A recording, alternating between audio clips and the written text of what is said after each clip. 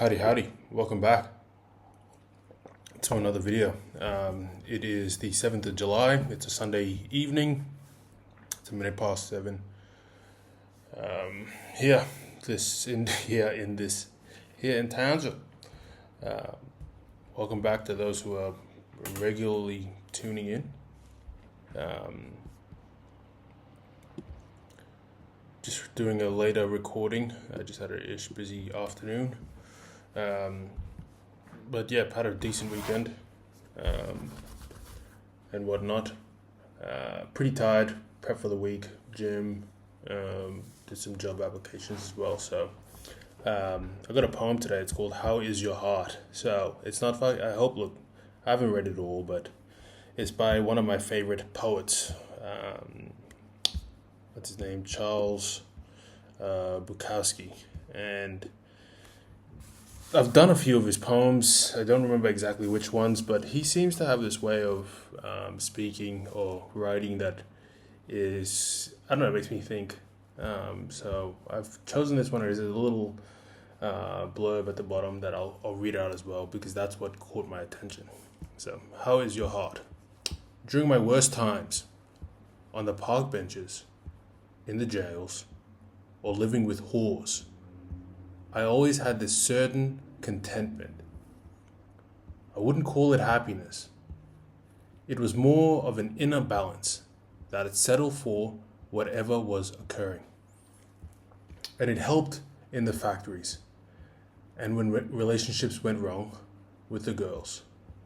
It helped through the wars and the hangovers, the back alley fights, the hospitals. To awaken in a cheap room in a strange city and pull up the shade, this was the craziest kind of contentment. And to walk across the floor to an old dresser with a cracked mirror, see myself ugly, grinning at it all. What matters most is how well you walk through the fire. Fuck. How true. What matters most is how well you walk through the fire. The analysis is this poem reflects on the speaker's resilience and inner contentment despite life's hardships. Through various experiences in desolate settings and challenging relationships, the speaker found solace in a sense of acceptance and balance. Right?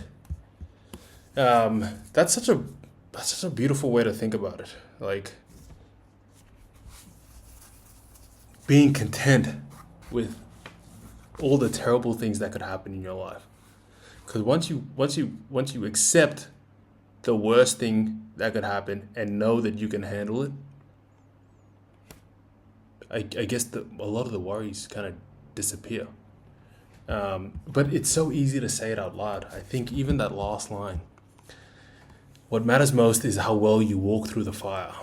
What matters most is how well you stand up straight after it. What matters most is the fact that you're resilient. The fact that you accept the challenges that are ahead of you or in front of you. I find I am constantly, and I know a lot of people feel the same way as me, but I am constantly facing an uphill battle with, fucking my own insecurities, the challenges that I face at work, in my personal life, in my private life, personal, private, fucking professional, especially in a world where we're constantly fucking comparing yourself to somebody else, comparing yourself to how other people might view you. I think the idea to be content with it all, to accept the fact that he might think that you're a fucking loser, or he might think that you're fucking useless, and then realize that, hey, is that it? Is that the worst that could happen? That some fucking people that you don't even fucking know, or someone that you know, thinks that you're a shit at. Okay. I think that the beautiful thing about it is understanding that if you accept it for what it is, it takes away all the power that it has over you. I don't know. I really like that last line. What matters most is how well you walk through the fire. Great fucking poem. This guy is a fucking genius. He might just be one of my favorite poets. Charles Bukowski. Brilliant. I'll end it there. It's another short poem. I might read it out again, but those who are tuning in regularly and would have heard me read a few of his poems. Charles Bukowski, Bukowski.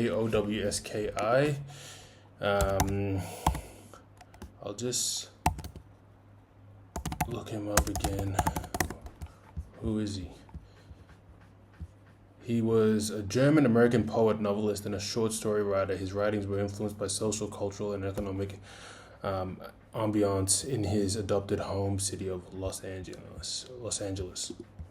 Beautiful. How is your heart? During my worst times, on the park benches, in the jails, or living with whores, I always had this certain contentment. I wouldn't call it happiness. It was more of an inner balance that settled for whatever was occurring. And it helped in the factories and when the relationships went wrong with the girls. It helped me through the wars and the hangovers, the back alley fights, the hospitals, to awaken in a cheap room in a strange city and pull up the shade. This was the craziest kind of contentment. It really fucking is. And to walk across the floor to an old dresser and a cracked mirror, see myself, ugly, grinning at it all.